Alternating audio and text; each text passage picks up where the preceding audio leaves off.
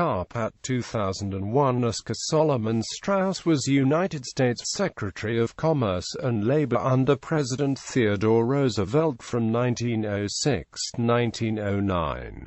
Straus was the first Jewish United States Cabinet Secretary. Life and career. He was born in Otterburg, Germany. He emigrated with his parents to the United States, and settled in Talbotton, Georgia. At the close of the Civil War he moved to New York City, where he graduated from Columbia College in 1871 and Columbia Law School in 1873.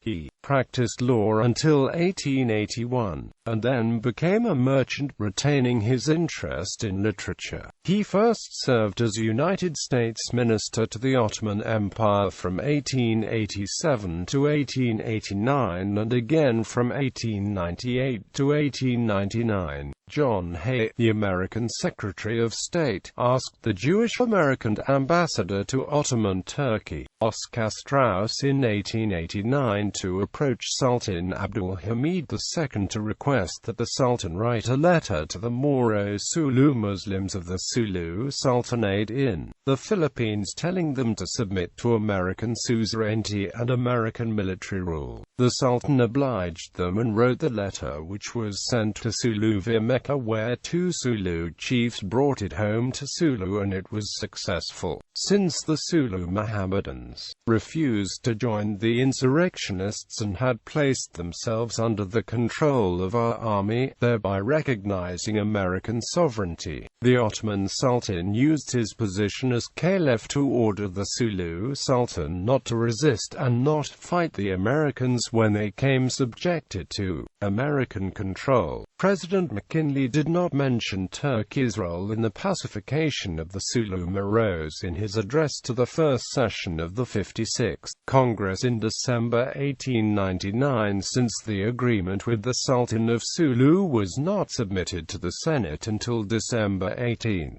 Despite Sultan Abdul Hamid's pan-Islamic ideology, he readily acceded to Oscar Straus' request for help in telling the Sulu Muslims to not resist America, since he felt no need to cause hostilities between the Western Muslims. Collaboration between the American military and Sulu Sultanate was due to the Sulu Sultan being persuaded by the Ottoman Sultan.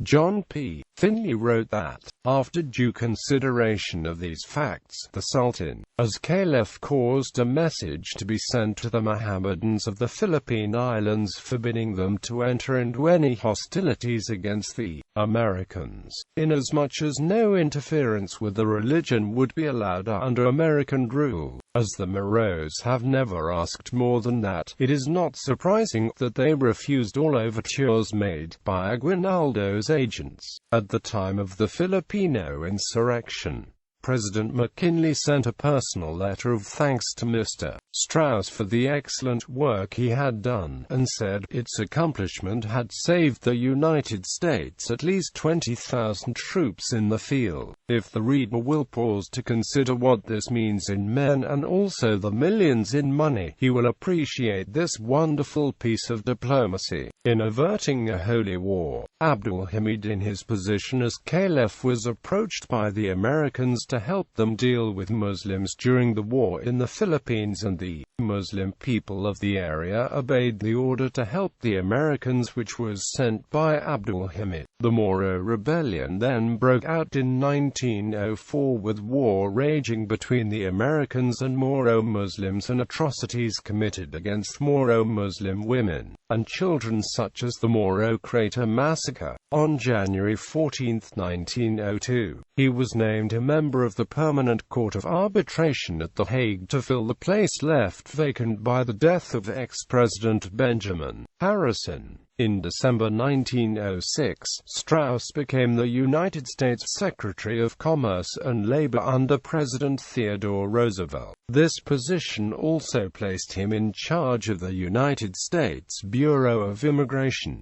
During his tenure, Straus ordered immigration inspectors to work closely with local police and the United States Secret Service to find, arrest and deport immigrants with anarchist political beliefs under the terms of the Anarchist Exclusion Act. Straus left the Commerce Department in 1909 when William Howard Taft became president and became U.S. ambassador to the Ottoman Empire until 1910.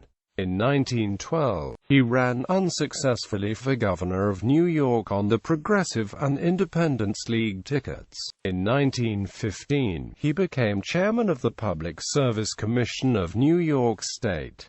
He was president of the American Jewish Historical Society. He is buried at Bethel Cemetery in Ridgewood, New York. Family. The Straus family had several influential members, including Straus's grandson Roger W. Straus, Jr., who started the publishing company of Farrar, Straus and Giroux. His brother Isidore Straus, who perished aboard the RMS Titanic in 1912, served as a representative from New York City's 15th District, and was co-owner of the department store R.H. Macy and Amp Co., along with another brother Nathan, and nephew Jesse Isidore Straus, confidant of Franklin Delano Roosevelt and ambassador to France from 1933 to 1936. Legacy. Washington, D.C. commemorates the achievements of this famous Jewish German-American statesman in the Oscar Straus Memorial. Works. The origin of the Republican form of government in the United States. Roger Williams, the pioneer of religious liberty. The development of religious liberty in the United States. Reform in the consular service. United States doctrine of citizenship. Our diplomacy with reference to our foreign service. The American spirit. Under 4 administrations. His memoirs.